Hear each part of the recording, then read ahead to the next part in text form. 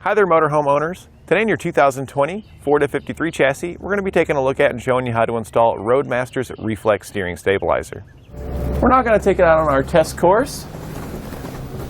The biggest section that I expect you're going to notice a difference in here is going to be on the uneven bump section, because that somewhat simulates a pothole. It's a little bit the opposite of how a pothole is. It's going to be raised rather than a sunken hole, but it should still cause our steering wheel to want to go one direction or the other, since only one wheel is going to be hitting that obstruction.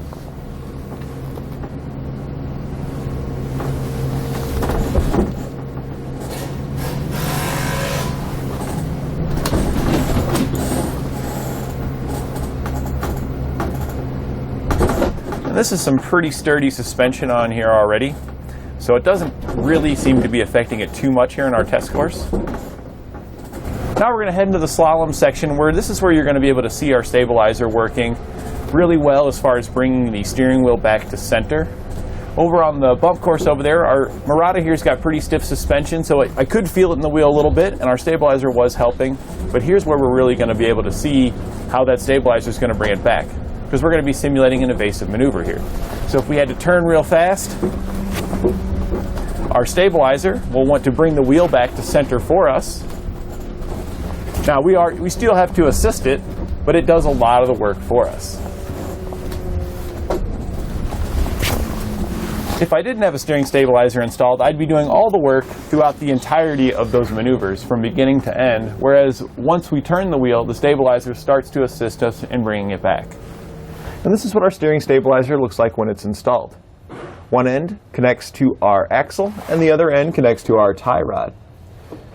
The main purpose of our steering stabilizer here is to reduce fatigue when we're driving by absorbing road shock when we hit any potholes. That force that would transfer to the steering wheel and jerk and cause it to go one way, our stabilizer would dampen that using the internal shock, and the large spring wrapped around the shock will then also help bring the steering wheel back to center, reducing the amount of effort you have to use when keeping your vehicle straight when hitting any of those obstructions. So you'll have more energy when you get to your destination, and it also will help minimize the amount of force that's transferred through your steering system up to the steering wheel, so there's going to be less jarring motion up there too, so you're overall just going to be more comfortable and feel more in control of the vehicle when driving.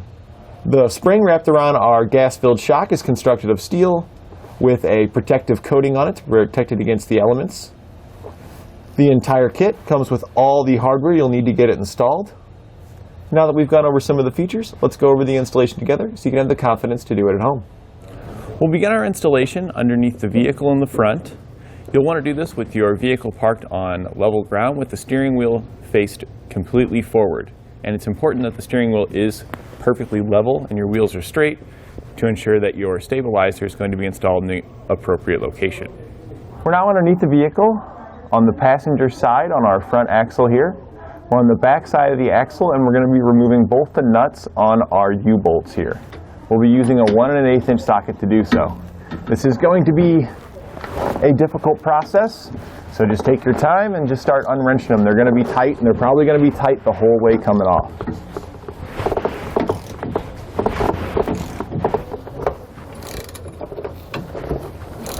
Now that we've got both of the nuts loose on our U-bolt, we can take the bracket that comes included in our kit, and we're just going to slide it on the U-bolt. We want the slotted edge here to be towards the outside on the passenger side, and the extra hole pointing towards the rear and center of the vehicle.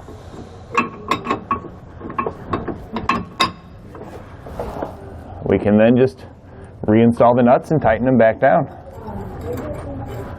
When tightening these down, you want to make sure you go back and forth and tighten them down evenly. We can then torque our nuts to the manufacturer's specifications.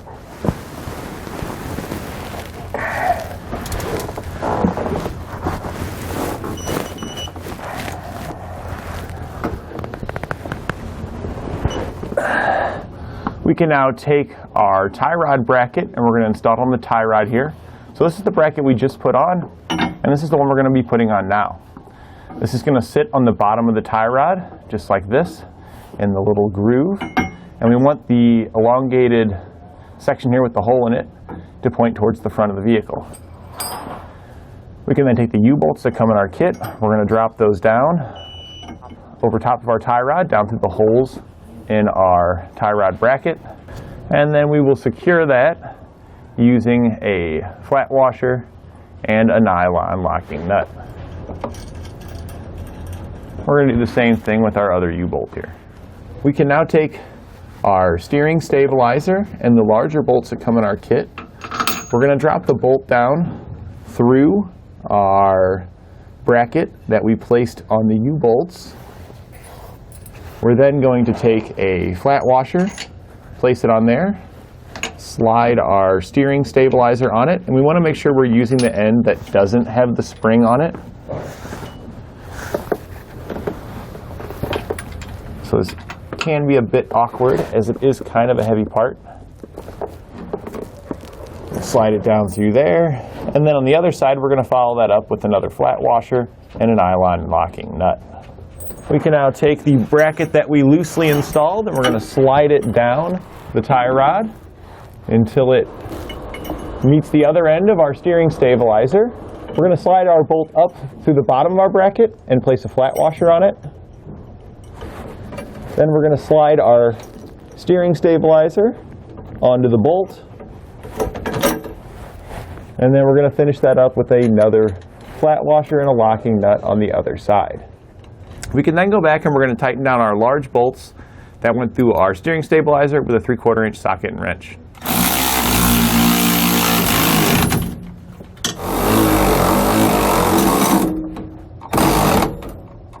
We can then hold our steering stabilizer up so it stays even and parallel with the ground, and come back and tighten down our U-bolt nuts. We'll use a 9/16 socket to tighten those down. We want to also go back and forth tightening these down evenly, just like we did with our U-bolt.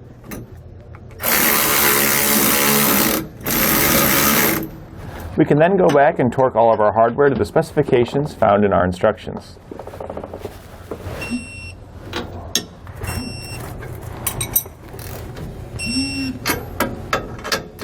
Now with everything tightened and torqued, we're ready to take our vehicle for a test drive. If you have any pull to the left or to the right, your steering stabilizer is not likely centered in the appropriate location. All you would want to do then is pull your vehicle back in on flat level ground with the steering wheel facing perfectly straight. Then you can just loosen up this bracket here and re-tighten it down, because the stabilizer should extend or contract until it gets into its resting position. And as long as that's tightened down with a straight steering wheel, you should be good to go. And that completes our installation of Roadmaster's Reflex steering stabilizer on our 2020 Ford F-53 chassis.